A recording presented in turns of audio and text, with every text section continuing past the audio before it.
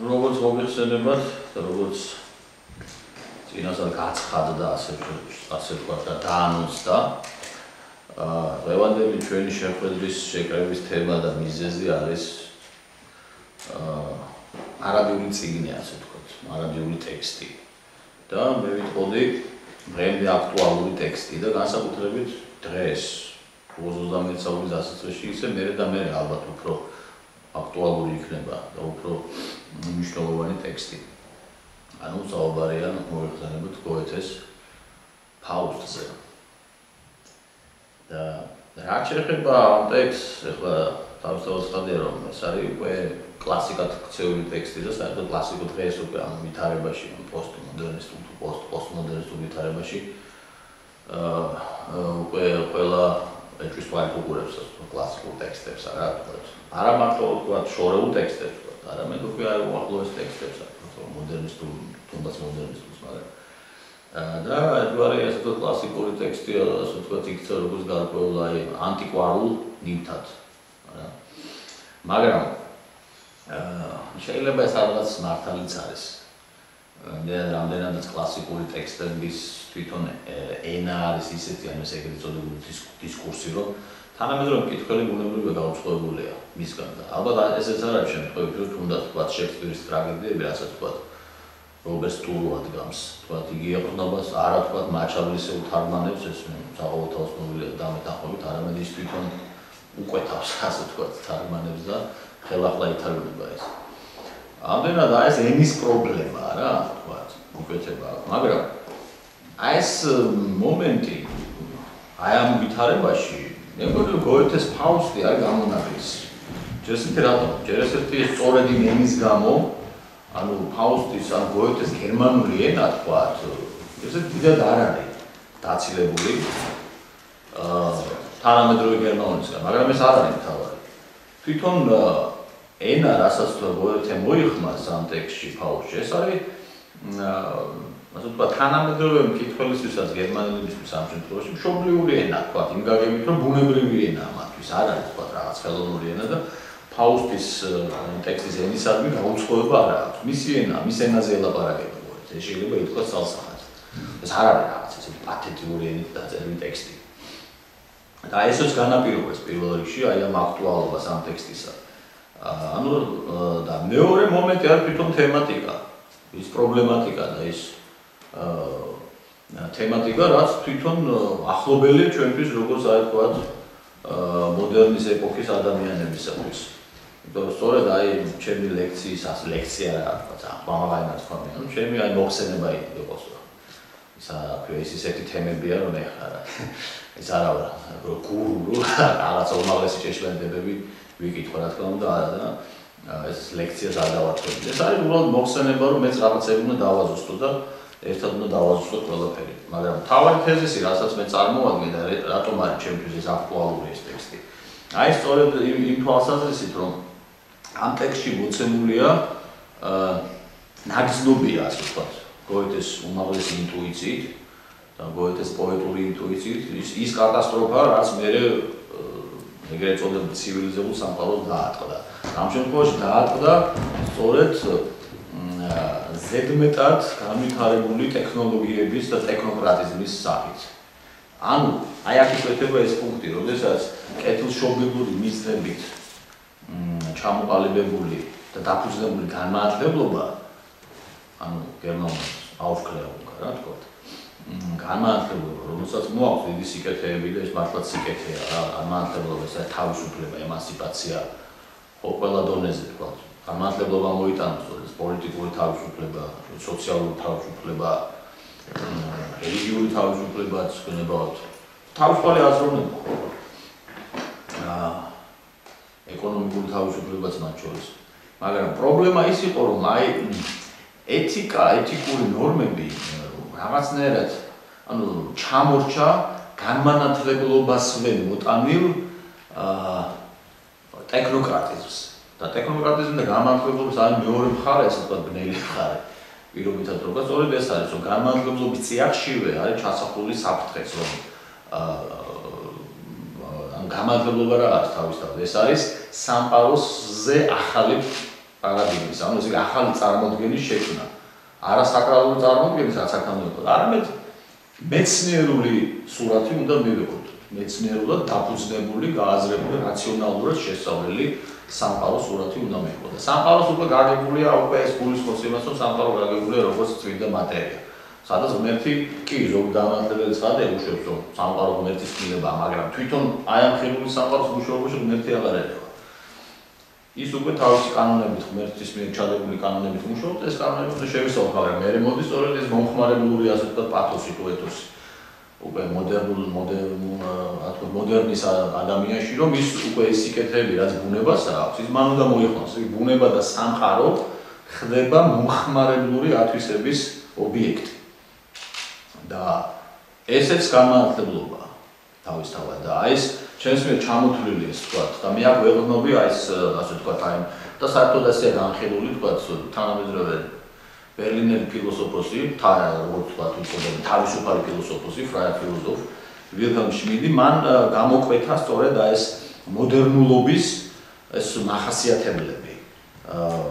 კერძოდ ეს 5 პუნქტად გამოყო და მე ამას ვეღნობი. მეც ეს ახლა ვთქვათ, აი ჩამოთვლილი, მაგრამ გამომეორებ. ეს არის ეს პოლიტიკური თავისუფლება, აღარ დავაკონკრეტებ ხარ რას გულისხმობს, მე მგონი ყველა ვიცით. პოლიტიკური თავისუფლება, ეკონომიკური თავისუფლება, სოციალური თავისუფლება, რელიგიური თავისუფლება და ეს მეხუთე პუნქტია საინტერესო და აი მეხუთე პუნქტის მიმართულებით უფრო მეტად განვითარდა ეს განმანათლებლობა. ანუ მეხუთე პუნქტი გულისხმობს ადამიანის გათავისუფლებას ბუნებაზე დამოკიდებულებისაგან. და ეს უკვე გულისხმობს იმას შმიდის მიხედვით, ვილჰელმ შმიდის მიხედვით, რომ ადამიანი უკვე განვითარებული, აი ამ ეგრეთ წოდებული ემპირიული მეცნიერებების, ფიზიკა, ბიოლოგია, ქიმია და ასე მედიცინა, ანატომია, ზოოლოგია, აი ამ ეგრეთ წოდებული ემპირიული მეცნიერებების საფუძველზე უკვე მეცნიერულად შეისწავლის სამყაროს ბუნებას და შესაბამისად ეს ბუნების მეტყველებები ამავდროულად ხელს უწყობს თვითონ ტექნოლოგიების განვითარებასაც, ხო? და უკვე ეს კომპლექსში გვაძლევს იმას, რომ თანამედროვე ადამიანი მოდერნიზმის ეპოქის მოდერნის ეპოქის ადამიანი და ეს მოდერნი დაახლოებით იწყება, აი შევთანხმდეთ, რომ მე-18 საუკუნიდან სრული სახით, ეს თავისუფლებები და ეს ემანციპაციის პროცესი ამ პერიოდში სრული სახით უკვე ბაროკოს მერე იწყება. და რაც თავარია ეს მეხუთე პუნქტი, ანუ ბუნებაზე დამოკიდებულებისაგან გათავისუფლებას იწვევს ადამიანი და ეს ბუნების ენერგიებს უკვე მოიხმას, არა მარტო ენერგიებს ვთქვათ, არამედ ვთქვათ წიაღისეულს და იმ სიკეთეებს, რაც ბუნებას აბადია. ანუ იგი მოიხმას ასე ვთქვათ მომხმარებლური, საკუთარი მომხმარებლური მოთხოვნილებების განმაყოფილების მიზნით და აქ მას ხელს უწყობს რა, ერთი მხრივ ეს მეცნიერება, აი ამ ხედულობაში მაგის ემპირიული მეცნიერებების მზარდი განვითარება, მოგეხსენებათ ყველას, რომ მე-19 საუკუნიდან მოყოლებული რამხელა ნახტომია. და მეორე მხრივ რაც ახლავს აი ამ ემპირიული მეცნიერებების განვითარებას, მზარდი ტექნოლოგიების განვითარება. და შესაბამისად უკვე მე ვიღებთ ვითარებას, როდესაც მეცნიერული ეგრეთ წოდებული და თანასწორია თავარი სიკეთეს განიხილება პირველ რიგში ხო განმანათლებლობაში რა, ეს ოპტიმიზმი, რომ აი ეს მეცნიერული ტექნიკური პროგრესი, ეს არის უმთავრესი თქვათ მიღწევა და იგი მოიტანს უმთავრეს სიკეთეებს ადამიანებისათვის. მაგრამ სწორედ ეს პარადოქსია უკვე, სამწუხაროდ ეს მეცნიერული პროგრესი განვითარდა, ის თავისი კანონებით ვითარდება და ნიჩეს რო დავესწროთ, მეცნიერული პროგრესი არც კეთილია და არც ბოროტი. ის ამის მიღმა დგას, ის თავისი კანონებით ვითარდება და უსასრულოდ ვითარდება რა. დღეს ამ ეგრეთ წოდებული რაღაც ნანოტექნოლოგიების და კლონირების და ფაზაში ვარ და სხვათა შორის ეს ნანოტექნოლოგიები და კლონირება უკვე გოეთესთან უკვე არის უკვე ნაგზნობი და წინასწარ განჭვრეტელი და ძალიან დიდი წუხილითაც რაც თავარია. და ამდენად აი ამ ეგრეთ წოდებული მეცნიერული ტექნიკური პროგრესი განვითარდა, თქვათ, მას ჩამორჩა უკვე ჰუმანისტური აზრი, ჰუმანისტური პათოსი, რაც განმანათლებლობაში იყო. და ბუნებრივია მე უკვე მეორე მსოფლიო ომის დასასრულს ამ შემდგომ უკვე საუბრობენ თქვათ აი ეს ცნობილი ფრანკფურტის სკოლის წარმომადგენლები თქვათ. ადორნო და ჰორქჰაიმერი თავის ცნობილ წიგნში ხო განმანათლებლობის დიალექტიკა რა. ანუ ფაქტობრივად დიალექტიკა ამ შემთხვევაში როგორც განმანათლებლობის ორმაგი სახე, ორმაგი ბუნება. ანუ ერთის მხრივ კი განმანათლებლობაში მოცემული ჰუმანისტური და მართლაც ჰუმანისტური და მართლაც სულიწმიდისეული ზოგი ასეც კი განეხილავს ამ ადამიანის გონება რომ რაციო ეს სულიწმიდისეული მადლია ხო და ეს ერთი მადლი რაც არ განმარტლებს მაგრამ სამწუხაროდ მეორე ბნელი მხარე განმარტლებლობისა როდესაც აქცენტი კეთდება ესე იგი ვიმეორებ ამ მანქანო-ტექნიკურ პროგრესზე მისი ფეტიშიზმი ხდება ასე ვთქვათ გაღმერთება და რაც მერე უკვე ასე ვთქვათ ასწრებს წინ ბევრად აი ამ ჰუმანისტურ აზრს და პათოსს და ბუნებრივია მე როგორ შევმივართ ჩვენ ყველას მოგვეხსენება ეს ფაზა როდესაც უკვე საკუთრივ ეს კლასიკური მოდერნის ხანა იწყება არა ეს მე-20 საუკუნის პირველი ნახევარი და მასზე რეაგირება მოდერნისტი მწერლების ხო და აი კაფკა თქვა ჩემთვის არის ძალიან პარადიგმატული ნიმუში კაფკა რომელიც ასე ვთქვათ გადმოცემს უკვე აი თქვა რა შედეგებამდე მივიდა ადამიანი აი ამ მანქანო-ტექნიკური ცივილიზაციის განვითარების შედეგად სხვა მოდერნისტ ავტორებთან თავი დავანებოს იმდენად რამდენადაც უკვე მოდერნისტი ავტორები გრძნობენ მანამდე რომანტიკოსები და შემდგომ უკვე მოდერნისტი ავტორები რომ საკრალური დაიყარა რომ ერთი დევნილობაშია რომ ერთი სამყაროში აღარ არის არ მოქმედებს და რომ ერთი მოკვდა ხო როგორც ნიშნ გააცხადა ამდენად ასეთ ვითარებაში ვითარდება მე დავესწრები ბოდრიარს მას მისი გამონათქვამი უკვე ეგრეთ წოდებული პოსტმოდერნული მგზნობელობის შესახებ მაგრამ ჩვენ შეგვიძლია ვისაუბროთ უკვე მოდერნისტული მგზნობელობის შესახებ როდესაც მოდერნისტული მგზნობელობა ვლინდება რაში ესე იგი აი ამ ღვთაებრივ საკრალურ საწყისებისაგან გაუცხოებაში თვითონ აი იმ ვითარებაში როდესაც ადამიანი კარგავს თავის სუბიექტურობას და იშლება მისი პიროვნება ასევე ვითარება როდესაც გაუცხოება ადამიანებს შორის გაუცხოება საკუთარი თავის მიმართ არის ეს ეგრეთ წოდებული ეგზისტენციალური შიშით შეპყრობილობა არა დესაკრალიზაციის პროცესი და ეს ყველაფერი რა ჩვენ მოდერნისტი ავტორებისაგან ვიცით და თქვა თუნდაც გალაქტიუმისაგან არა სიმპტომატურია რომ თქვა მე-20 საუკუნის ეს უწოდეს ეს საუკუნე მეფისტოფელია რა საინტერესო გადაძახილია გოეთესთან ამდენად აი ესეთი ვითარება მივიღეთ ჩვენ და რაც მთავარია ეს ყველაფერი კი არ ჩამთავრდა ასე ვთქვათ და მე აქ ვიზიარებ თქვათ იმ თეზის რაც შემოგთავაზა იურგენ ჰაბერმასმა და ეს ერთ-ერთი წერილში საინტერესო წერილია იგი მოდერნე როგორც ის უწოდებს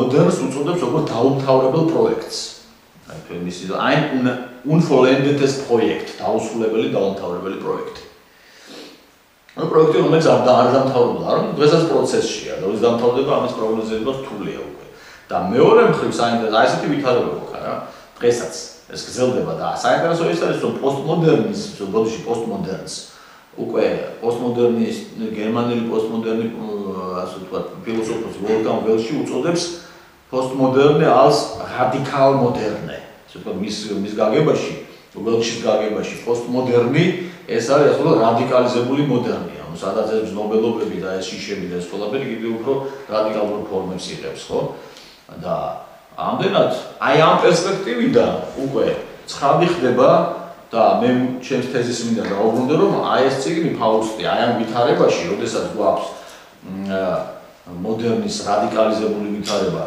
და როდესაც გვაქვს ასე ვთქვათ ვიმყოფებით მოდერნის ვითარებაში კვლავაც და ეს დაუსრულებელი პროექტია და ასეა გაგებული ეს პროცესი აი ამ პერსპექტივაში და ამ კონტექსტში და ამ ვითარებაში სწორედ ჩემი აზრით უდიდესი მნიშვნელობა ენიჭება უკვე გოეთეს ფაუსტს და ამ ვითარებაში ეს ყველაზე აქტუალური წიგნია ჩემთვის. რატო? იმიტომ რომ სწორედ აქ არის ნაგზნობი ის საფრთხეები და ასე ვთქვათ შიშები გოეთესი და სკეპსისი საერთოდ აი და რაც თავარია სწორედ განმარტლებლობის მიმართ ამას მინდა ხაზი გავუსვა. ანუ სანამ ადორნო ჰორქჰაიმერი რაღაც ვთქვათ აი უდიდესი გამოცდილების შედეგად რა დასავლეთმა მიიღო არა თქვა უნდა ორი მსოფლიო ომი უნდა ასე ვთქვათ გამოეცადა თავის ტყავზე და თავზე არა დასავლეთს და სხვა რევოლუციებზე და სხვა ვითარებაზე ვთქვათ იმაზე ვარფერი ვთქვათ და მერე მიდიან ასე ვთქვათ ადორნო ჰორქჰაიმერი აი ამ გამოცდილების შედეგად იმ დასკვნამდე რომ განმარტლებლობა შეიძლება საფრთხეებს და საუბრობენ განმარტლების დიალექტიკაზე და ამ საფრთხეებს როგორ გოეთე ჩვენ გვესაუბრება ანუ რაზე რომ ერთის მხრივ განმარტლებლობა არის ჰუმანიზმი რა თქმა უნდა და კეთილშობილი რამ ასე ვთქვათ მაგრამ იგი შეიცავს იმ საფრთხეს, მას გააჩნია მეორე მხარე, იმდენად რამდენადაც მასშია ჩადებული მიდრეკილება, სამხრივად სხვა მხრივ სხვა მიმართულებით განვითარებისა და ეს არის მხოლოდ ტექნოლოგიური პროგრესის განვითარებისაგან. და უკვე მე-19 საუკუნის ეს პოზიტივიზმი და მატერიალიზმი და ეს ყველაფერი ფაქტიურად აი ამ ყველაფერს ართულებს და ამძაფრებს. რა და სანამ ეს ყველაფერი გამძაფრდება და ატომური ბომბის ჩამოვარდნამდე მივა კაცობრიობა, მანამდე უკვე გოეთე ამას ყველაფერს გრძნობს და შეიგრძნობს და ალბათ შემთხვევითი არ არის, და მე უკვე დავაკონკრეტებ რაში ჩემთვის პირადად რაში ვლინდება, ასე ვთქვათ, ფაუსტში მოცემული არის უკუპდება და ფიქსირება გრამატიკულობის დიალექტიკის და რაში ვლინდება ეს ანტიტექნოკრატული სული აი ამ ტექსტისა. და შესაბამისად ეს გულისხმობს, რომ ეს უდიდესი ჰუმანისტური ტექსტია დღეს და გაფრთხილება, ხო? ამაზე მე რეკვემოთ ვილაპარაკი, მაგრამ მანამდე მინდა ერთი დეტალიც, რომ თქო, ნუ ჩვენ ვიცით გოეთეს ბიოგრაფიიდან, რომ მთელი ცხოვრება უტრიალებდა ამ ტექსტს და ეს მეორე ნაწილი და პირველი ნაწილი სხვათაშორის უკვე მასაკშია, თუმცა 70-იან წლებში მე-18 საუკუნის ახალგაზრდა გოეთია და გამოდის ასე ვთქვათ სამწერლობო ასპარეზზე და უკვე წერს ფაუსტის თემას ეხება, მაგრამ მე მთელი ცხოვრება უტრიალებს ამ თემას, სააფართოებს, აღრამობს, მაგრამ აი იმ სახით რაც ჩვენ ვიცით დღეს ფაუსტია რა. სადღაც უკვე მასაკში აი პირველი ნაწილი ფაუსტის, აი ცნობილია თქვა ფაუსტის და კრეტჩენის ურთიერთობა და ეს პირველი ნაწილი რაც უფრო პოპულარულია სხვათა შორის, სხვადასხვა მიზეზების გამო უფრო ნაკლებად ეს ალბათ მარტივად აიხსნება ეს რომ ამას პოპულარიზება შეუწყო ხელით რომ ეს სასიყვარულო ინტრიგაა, თქვა უფრო რაღაც საყოფაცხოვრებო ვითარებანია, უფრო ნაკლებად ფილოსოფიური და ნაკლებად ისე ჩახლართული სიმბოლიკებია, თან სიუჟეტურად ასე ვთქვათ, თანმიმდევრულად ვითარდება ვიდრე მეორე ნაწილი ფაუსტის. მეორე ნაწილი ფაუსტის ეს არის სიურრეალიზმი, ეს არის ფანტასმაგორია და ისი მოხელთებაც უკვე ვთქვათ, ოპერის ფორმატში ან თეატრალურ ფორმატში ძალიან ძნელია და ძალიან რთულია. ნუ ერთადერთი ალბათ კინოს ფორმატში თუ შეიძლება, არადა ისეთი მასალა რომ ალბათ ჰოლივუდში არ იციან ეს ტექსტი ჯერ კიდევ ძალიან მაგარი ასე ვთქვათ, ისეთი ტექნოლოგიებია ძალიან აი უკვე იძლევა თანამედროვე კინოტექნოლოგიების მისაშველებას, რომ ამ მასალაზე ძალიან ძლიერი, ასე ვთქვათ, ფილმი გაგეცდეს. მაგრამ ეს სხვა საკითხია, მაგრამ თავარი რა არის, მთელი ცხოვრება გოეთეს ეს ფაუსტა, პირველი ნაწილი, ხო ვთქვათ, ის ცნობილი უფრო პოპულარული 1808 წელს გამოდის და ეს მეორე ნაწილს უკვე მასაკში სიგნალის წინ ამთავრებს გოეთე. 1832 წელს გარდაიცვალა, სადღაც 1831 წლის ბოლოს დაასრულა და რაც თავარია გოეთემ რომ დაწერა ეს წიგნი დალუქა ეს მეორე ნაწილი ფაუსტის და დაიბარა რომ ვთქვათ როცა იქნება გარდაცვალების მერე გაეხსნათ ეს და მე ყოველთვის მავწვალებდა ეს ის რა ქვია ეს რაღაც პოზიორობა ხო არ არის თქო რა დალუქა და ამისთან რა დაწერა თქო მაგრამ აი ახლა აი ამ დღევანდელი მოხსენებისთვის ხო უკვე მე რაღაცა მივხვდი თუ რატომაც დალუქა ასე ვთქვათ. ანუ ფაქტიურად რა გამოდის რომ ის ყველაფერი რაც გოეთემ იგრძნო, ანუ მოდერნულობაზე და აი ამ მანქანურ ტექნიკური პროგრესის საშიშროებაზე მას სურდა რომ თავისი თანამემამულეები არ დაეფრთხო ალბათ ერთი მხრივ და მეორე მხრივ ალბათ ისიც რომ ამ ტექსტს ჯერ ისინი ვერ გაიგებდნენ მისი თანამედროვეები და თანამემამულეები. და ალბათ ფიქრობდა რომ ტექსტის საკითხის და გაგების საკითხი ეს უკვე მომავლის ამბავია. ეხლა რაც შეეხება სწორედ ორი უმთავრესი პუნქტი უნდა გამოვყო, რაც განსაზღვრავს გოეთეს ტექსტის და განსაკუთრებით მეორე ნაწილის ანტიტექნოკრატულ პათოსს. და შესაბამისად ეს უკვე ამავდროულად ჰუმანისტური პათოსია გოეთესი. ერთი მხრივ ის რომ განსხვავებით პირველი ნაწილის ფაუსტისგან ანუ პირველი ნაწილის ფაუსტი რაღაცა ისეთი უცნაური ტიპია, ხო? თქვა ჯერ ეს არის ღრმა ასაკში შესული, ასე იწყება ხო ყველამის. ღრმა ასაკში შესული მეცნიერი, სასოწარკვეთილი, ანუ ეს მეცნიერის რა ტიპია ფაუსტი? თეორეტიკოსია, ეს არ არის პრაქტიკოსი. თეორეტიკოსი, რომელმაც შეისწავლა და პროფესორია უნივერსიტეტში ასწავლის, ხო? ხო? შეისწავლა ეს მედიცინა ყველაფერი, მაგრამ თეორიულ დონეზე და ეს აწვალეს მას რომ აი პრაქტიკულად მას ეს მეცნიერება ჭეშმარიტების ფონაში ვერ დაეხმარა, ხო და სასწავლეთაშია. ნუ მე მოგეხსენებათ ეს ფაუსტთან დაზმობილება და ეს ყველაფერი და მე ფაუსტის გაახალგაზრდავება ანუ 80 წლის ფაუსტი გადაიქცება, ასე ვთქვათ, პირმშვენიერ რაღაცა, აპოლონა და ასე ვთქვათ, არის ქალების შეცდენაშია, რა თქვა. თუმცა მანამდე მთელი ფანტასმაგორიებია, ვალპურგის ღამე და ასე შემდეგ. მაგრამ ეს სხვა ფაუსტია ეს რაღაცა თქვა, როკოკოს ტიპის ფაუსტია, ასე ვთქვათ, რა. ჯერ ისევ ეს ის ნაწილია პრინციპში. რაზეც გოითა მუშაობს მე-18 საუკუნეში. მეორე ნაწილი უკვე ეს მე-19 საუკუნის პროდუქტია და იმ მე-19 საუკუნის ახალ-ახალი ტექნიკური გამოგონებების ასახვა ხდება აქ და მისი ასე ვთქვათ მასთან კონფლიქტი ამ ტექსტებში. და აი ეს არის მთავარი მეორე ნაწილის ფაუსტი. ეს სხვა ფაუსტია. ეს არ არის პირველი ნაწილის ფაუსტი და რატომ? იმიტომ რომ მეორე ნაწილის ფაუსტში თვითონ ფაუსტი გვევლინება ტიპიურ ტექნოკრატად. ყალიბდება მეცნიერია ის, მაგრამ ის არის ბუნების მეტყველებების ასე ვთქვათ მფლობელი, მცოდნე და საბოლოო ჯამში ის გვევლინება როგორც ტექნოკრატი ინჟინერი.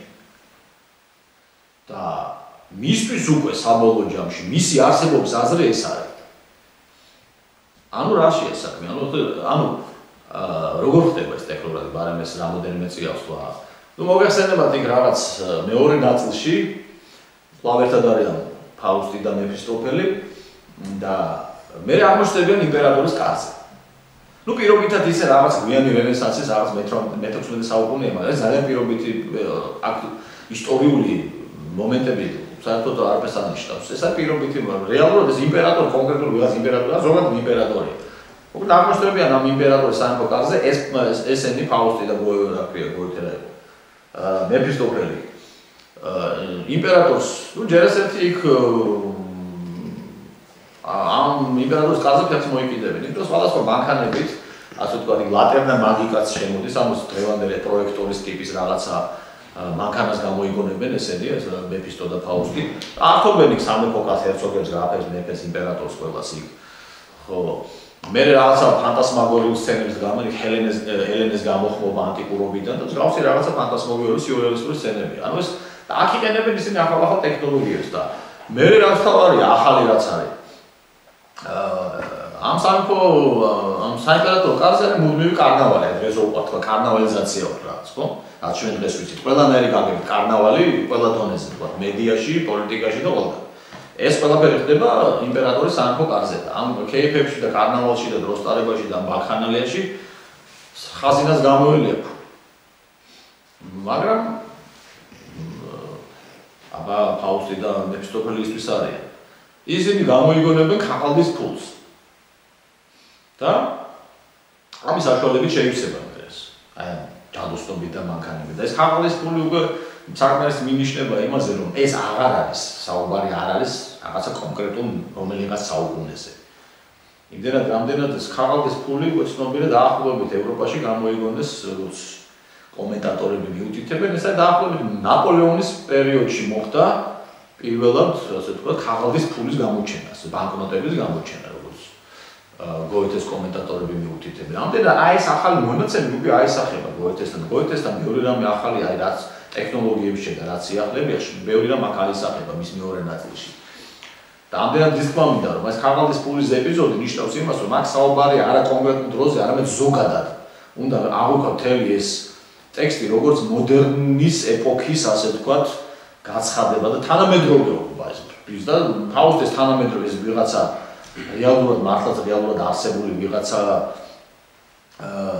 მე-16 საუკუნის პარაცელსუსის და ლუთერის თანამედროვე ფაუსტი კი არის, არამედ ეს არის კონკრეტულად ტექსტის ფაუსტი, გოეთეს ფაუსტია, ტექსტის ფაუსტია და რაც თავარია თანამედროვე ადამიანია და კრებითი სახეა ზოგადად თანამედროვე მოდერნის ეპოქის ადამიანის. და შემდგომ ხა რა თავარია. აი ამ ყველაფერს ამ სიკეთეების გამო იმპერატორი ფაუსტს დაასაჩუქრებს კუნძულის თუ რაღაც ზღვის სანაპიროს გადასცემს. აი აქ უკვე იწყება სწორედ ამ ამოქმედდება ფაუსტში და მას მეფისტოფელს ეხმარება. იგი იწყებს ზღვისთვის მიწის გამოტაცებას უკვე. და ეს უკვე ნიშნავს, აი ასე ვთქვათ, პირველი ნაბიჯი ფაუსტისა, როდესაც ის იწყებს ეს უკვე განმანათლებლობის მოტანილი ტექნოკრატიზაცია, როდესაც ადამიანი განვითარებული ტექნოლოგიებისა და განვითარებული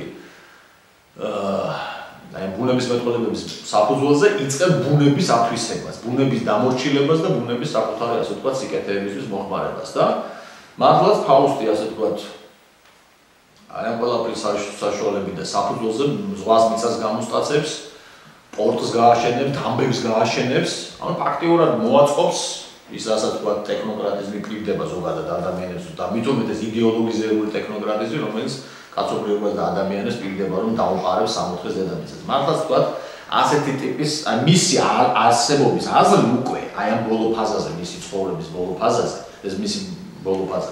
მდგომარეობს სწორედ ამაში, რომ მან უნდა დაიმორჩილოს ბუნება და უნდა ასე ვთქვათ, ტექნიკურად დაიმორჩილოს ბუნება, გაიყვანოს არხები, ასე ვთქვათ, დააშროს ეს ჭაობები, აითვისოს მაქსიმალურად, ასე ვთქვათ, ეს ზღვის სანაპირო და გააშენოს თანამედროვე მეტროპოლი. ეს არის და ეს მისი მთავარი მიზანდასახულობა ამ ვითარებაში.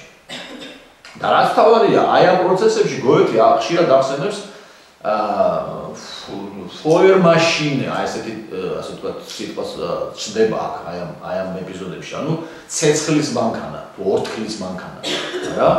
ეს უკვე რაღაც ახალია. ეს უკვე რაღაც ახალია და ეს რეალურად უკვე არის მოცემული. ანუ ფაქტობრივად რა ხდება, ფაუსტი ამ ყველაფერს ვთქვათ, იგი იყენებს არა მხოლოდ ცოცხალ ძალას, გამწევ ძალას ფაუსტი აი ამ თავის ტექნოკრატიულ ამოცანების გადასაშლად, არამედ იგი იყენებს უკვე მანქანურ ტექნოლოგიებსაც, კერძოდ ორთქლის მანქანებსაც. და აქაც უკვე მინიშნებს თქვა გვავითარება, როდესაც გოეთე ახალი მონაცემები რაც არის ტექნოლოგიურ განვითარებაში, მისი თანამედროვე ახსენებს ამას უკვე. და უკვე ცნობილია, რომ პრინციპში 20-30-იან წლებში უკვე ეს ორთქლის მანქანა არსებობს, არა? ორთქლის მანქანა, რომელიც ამოძრავებს სხვადასხვა, ვთქვათ, გადაადგილების საშუალებებს. კერძოდ უკვე ცნობილი ფულტონის ორთქლის მანქანა და ის დანადგარი თუ ძრავა, რომელიც უკვე გემს ამოძრავებს, ხო? არა? უკვე ფულტონის გამოგონება სადღაც მე-18 საუკუნის ბოლო, მე-19 საუკუნის დასაწყისია.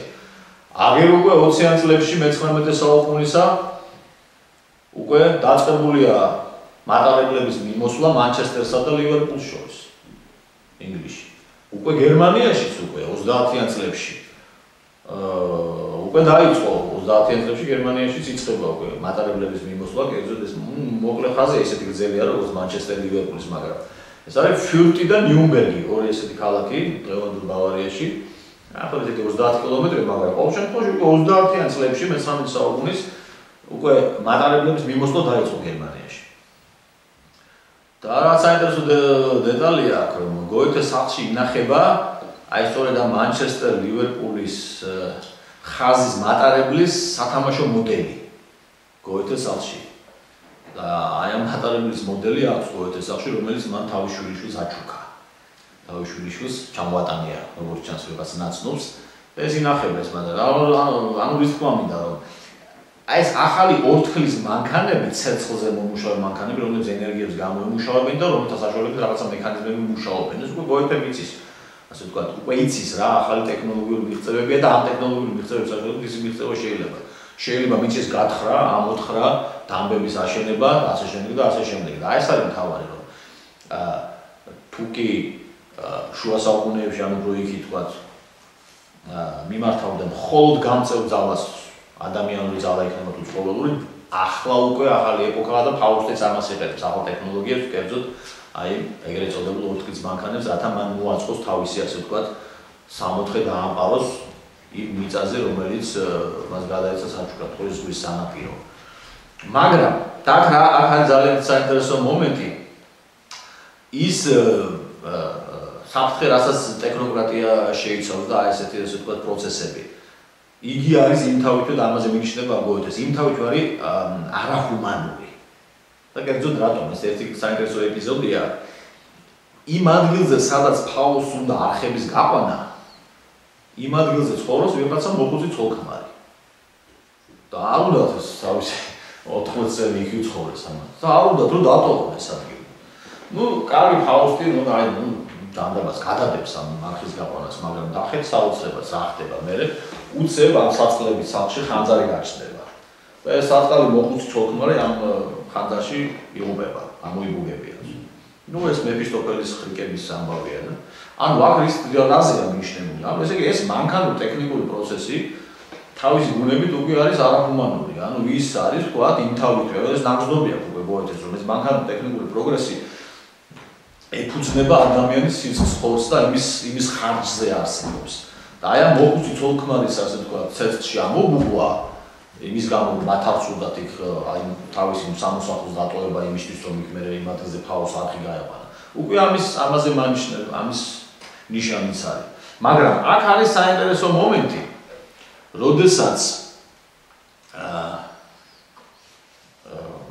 ფაუსტი მიუხედავად ამ ყველაფრისა და ახალი ტექნოლოგიების გამოყენებისა, მაინც ვერ ახერხებს რომ ამ არხების საშუალებით, ასე ვთქვათ, მიწის დრენაჟირება მოახდინოს და ესე იგი წყლისგან გაათავისუფლოს მიწა, იმიტომ რომ არხების გაყვანა მერე რაღაც ჭაობები მაინც გააჩინა ჭაობები.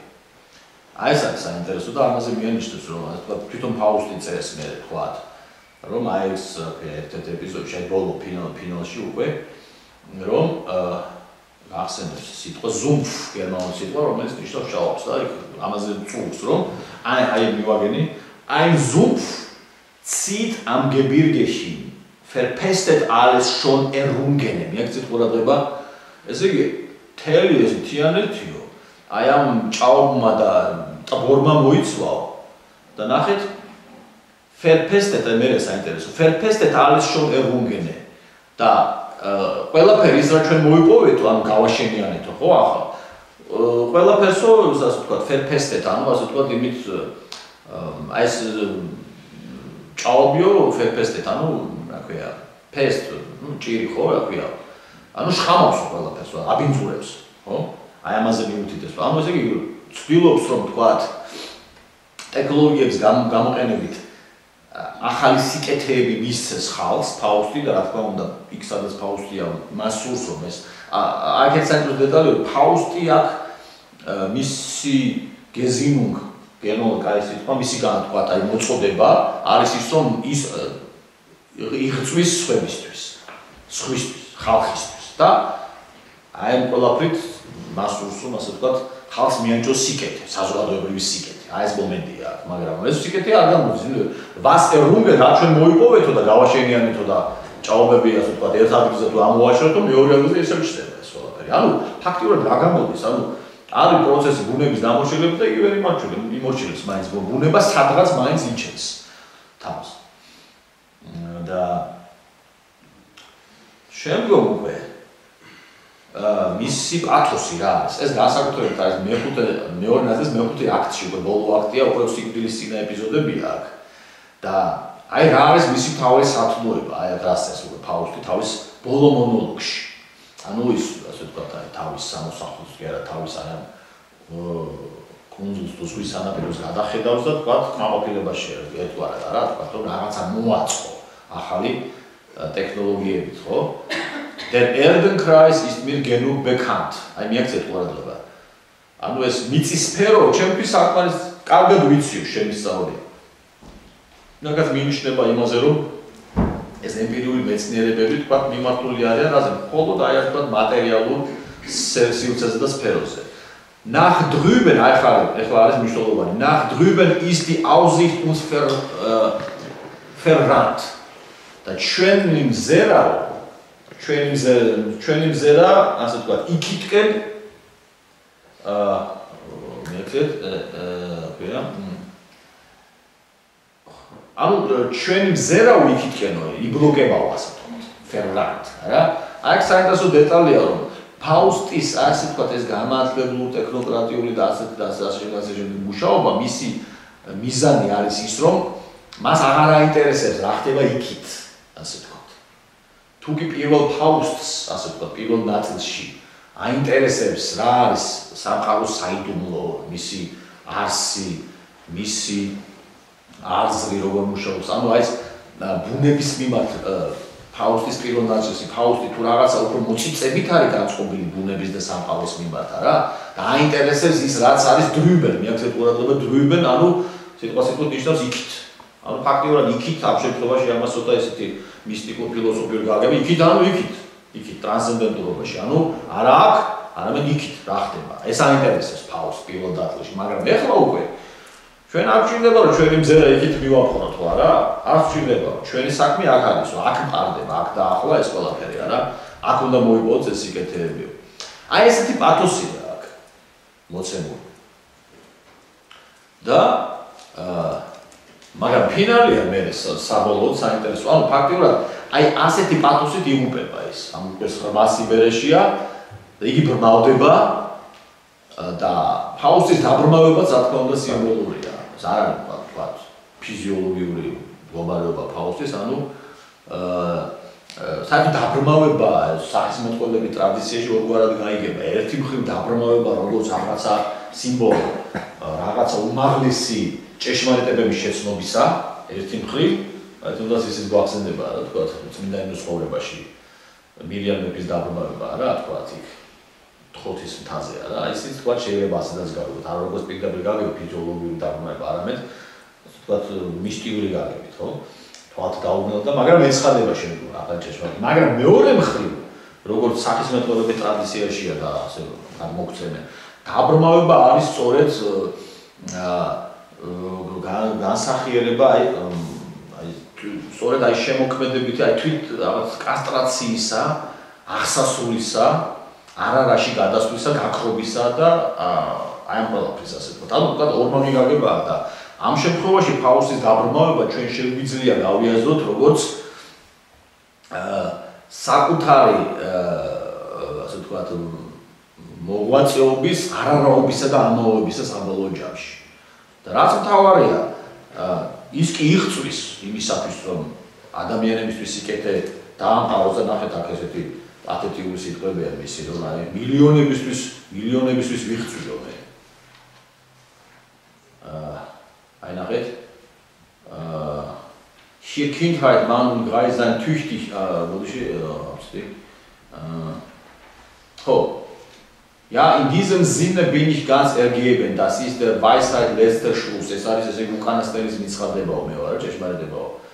Nur der verdient die Freiheit wie das Leben, das täglich sie erobern muss. ესე იგი, აი ამ მუყაით შრომაში და აი ამ ასე თქვა ფაუსტურ გახელებაში მოიპოვებს ადამიანის თავისუფლებას. ანუ ფაქტიურად აქ ეს ასეთი თავისუფლებისადმი სწრაფვა უნდა გავიგოთ როგორც აი ეს მეხუთე თუ მეექვსე პუნქტი რაც მე ზემოთ ვთქვი.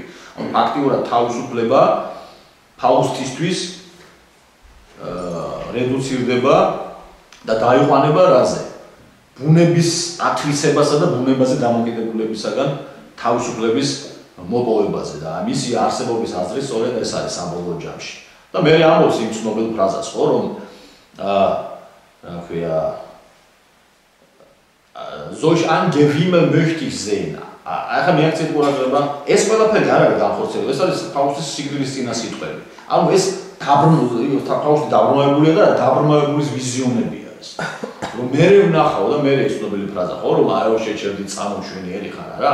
ის რეალურად არ განხორციელებულა. ფაქტიურად ის პროექტი რომ ეს ზღვის სანაპირო ტექნოკრატულად გაემართა და აეთვისებინა ფაქტიურად შუაგზაზეა მიყვანილი, იმიტომ დაბრმავებამდე ის ხედავს რომ იქ ეკონომიკური ჭაობები ამოაშო და არხები გაიყვანა და ხიდები ააგო და რაღაცა თან ხალხის განადგურების ხარჯზე და აყრის და ასე შემდეგ მეორეგან მაინც არ არის ბოლოს საქმე მოყვანილი არა შუაშია გაჩერებული. ამიტომ დაბრმავების შემდგომ ვიზიონია კი თითქოს რაღაც ახალი ჭეშმარიტება უკვე იგრძნობა ამ დაბრმავების შედეგად, მაგრამ ესეც უკავშირდება რას, მხოლოდ რას, რომ თქვათ აი ეს ტექნოკრატულ ასე თუ ოცნებებს და მიზნებს, ხო?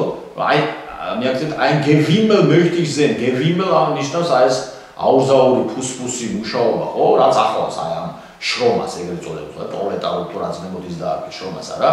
და მე ამბობს auf freiem Grund mit freiem Volke stehen, რომ თავისუფალ მიწაზე ვიდგე თავისუფალ ხალხთან, ხო?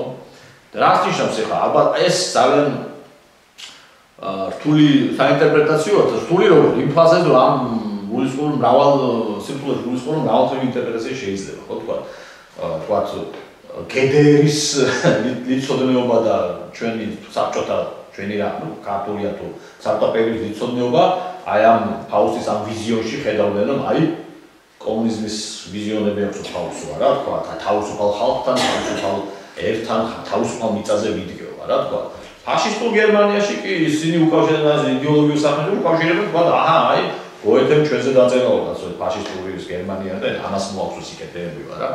მაგრამ ჩემი აზრით აი ამ ტექსტის თქვა აი ამ თქვა სხვადასხვა ადგილების გათვალისწინებით და ამ ყველაფრის გათვალისწინებით, ხო? მიმაჩნია რომ ესე იგი თავისუფლება მე მაინც იმ თეზის ასე ინტერპრეტაციას უკეთებ. თავისუფალ ხალხთან თავისუფალ მიწაზე დგომა. რატო ხასუსო განხორციელებული არა მის ვიზიონში წარმოსახვაში.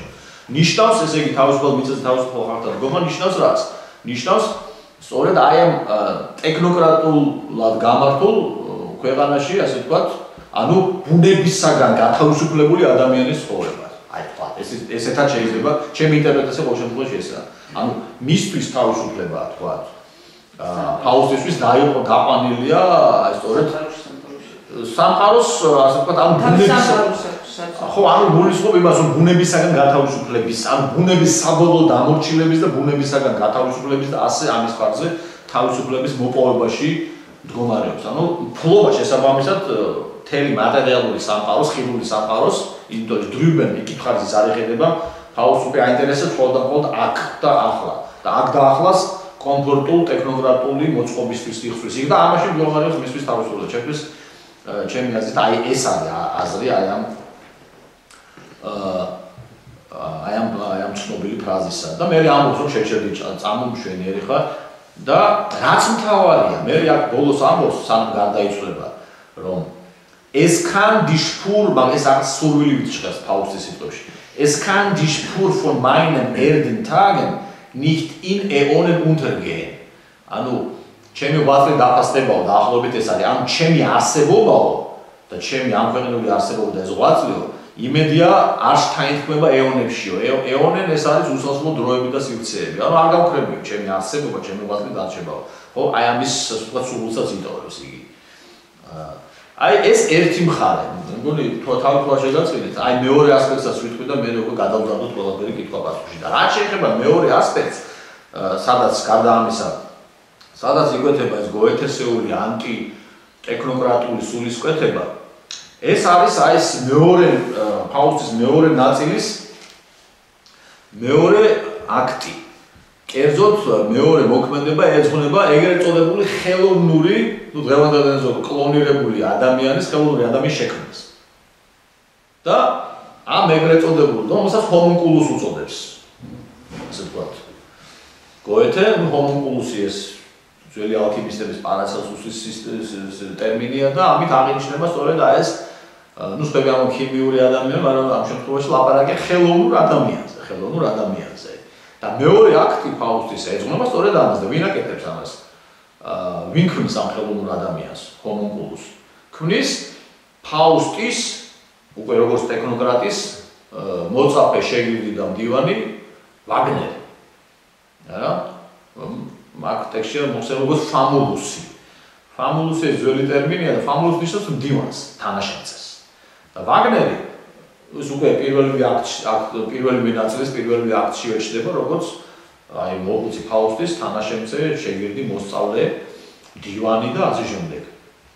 მაგრამ მე უკვე მეორე ნაწილში და აი მეორე აქტში ეს ჩვენი ასე ვთქვათ თითქოს და მორიდებული, მორჩილი და რაღაც ერთგული ფამულუსი უცებ აღმოჩნდება რომ აგერ ქმნის მეფისტოფელთან ერთად ქმნის ხელოვნურ ადამიანს სინჯარაში. და ეს არის ჰომუნკულუსი. ოღონდ რა არის აქ საინტერესო რომ ჰომუნკულუსის შექმნა გოეთეს ჩაფიქრებული ჰქონდა სწორედ ალქიმისტურ ტრადიციაში, როგორც იყო კერძოდ პარაცელსუსთან, სადაც სინჯარაში, ასე ვთქვათ, ამ იდეა რა არის ხელოვნური ადამიანის, ის იქმნება სწორედ არაბუნებრივ გარემოში, არა? ის არ იქმნება, თქვათ, ბუნებრივად, როგორც ჩვენ ვიცით ყველა, არამედ ხელოვნურ გამანაყოფიერებელ კოლბასა ან სინჯარაში, არა?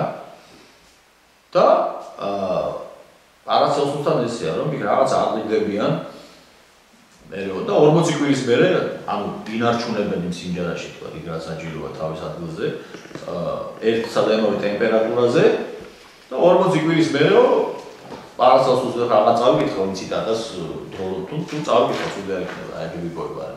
და აი პარაცელსუსის ციტატა რომ აი 40 კვირის მერეო კოლბაში ესე თქვა გრად ტემპერატურაზე და საკვებსაც აწვდიან და შემდეგ რა ხდებაო? Wird ein recht lebendig menschlich Kind daraus. Ცოცხალი ასე თქვა არსება მე kind ბავშვის თანასწორად ჰომუნკულუსი ზომით არ არის თქვა ჩვეულებრივი ნორმალური ადამიანის სიმაღლე არის ასე თქვა პატარა თავის ზომებში. ხოდა რაღაცა პატარა ბავშვით ჩნდებაო. Mit allen Gliedmaßen wie ein ander Kind. და ყველანაირი კიდური ადგილზე როგორც ჩვეულებრივი ბავშვებსო. Das von einem Weib geboren. ამ თქვა როგორც ჩვეულებრივი ბავშვი ხალი დაბადებს და ზუსტად ესეთი თვისებები აქვს ყველანაირად. Doch viel kleiner deshalb. და όμως უფრო ეს ჰომუნკულუსი უფრო ბავშვზე პატარა არის ზომით რა. და ამას ჩვენ უწოდებთ ein homunculum nennen. ეს პარაცელსუსის სიტყვები ასე. მაგრამ გოეთე სწორედ ასე ხონდა ჩა და რაც თავარია პარაცელსუსის ასე თქვათ ის რო ჩდება სინჯარაში პარაცელსუსთან ასე თქვათ ეს ჰომუნკულუსი ის სინჯარას ტოვებს და მე ჩვეულებრივ არსებობს ეს ჰომუნკულუსი ეს ხელოვნური ადამიანი ჩვეულებრივ არსებობს მაგრამ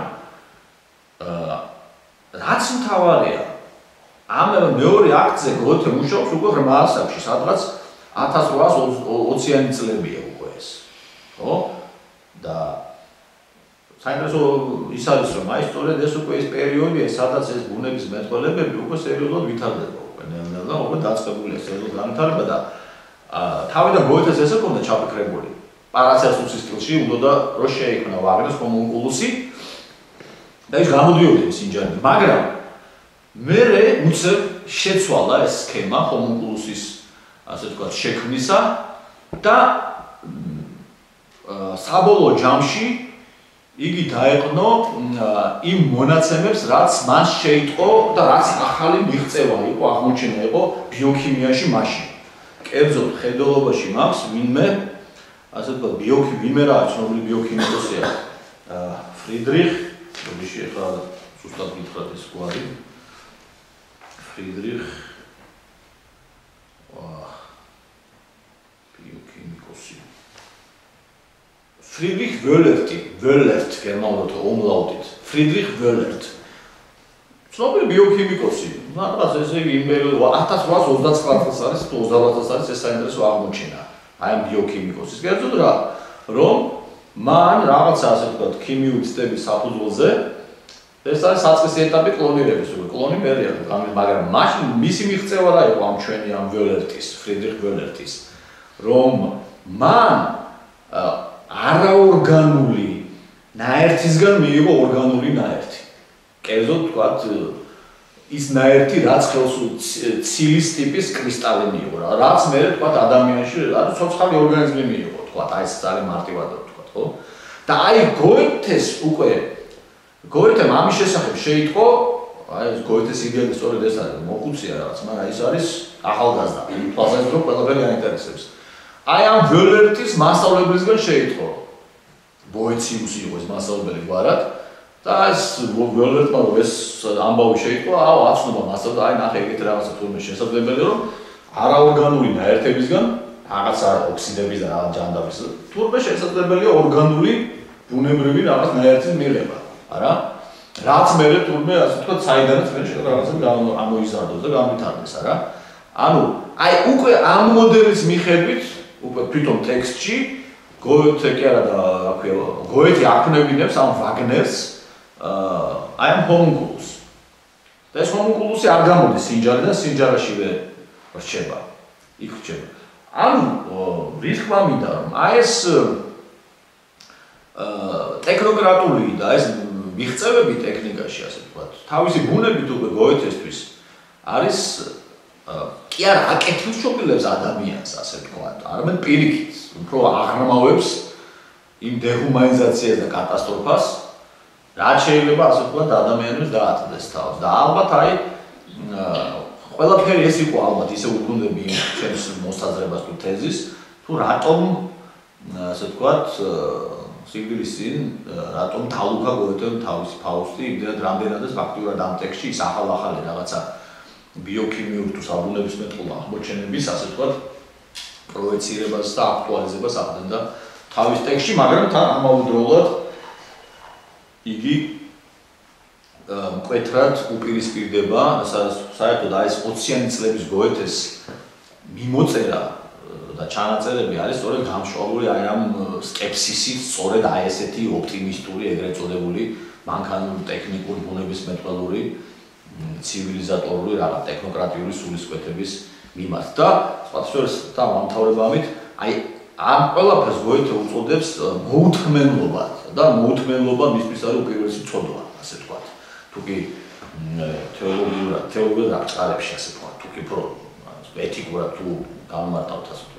ცოდვა მისთვის გოეთესთვის უკვე ეს არის უპირველესი ადამიანური ცოდვა, ანუ მოუთმენლობა, ანუ ungeduld, აი ესეთი სიტყვა აქვს მას ნახმარი, როდესაც აი ეს თანამედროვე ადამიანი არის სწორედ აი ვაგნერისეული, აი მოუთმენლობით შეპყრობილი, რომ რაღაც ახალი, ასე ვთქვათ, აღმოჩენები გააკეთოს, მაგრამ რატომ მისთვის რა მიზნით უკვე ეს ეთიკური მხარე უკვე განზე რჩება და ეს არის ამაში ხედავს გოეთე სწორედ თანამედროვე ფაუსტის და მოდერნის ეპოქის ადამიანის ტრაგედიას.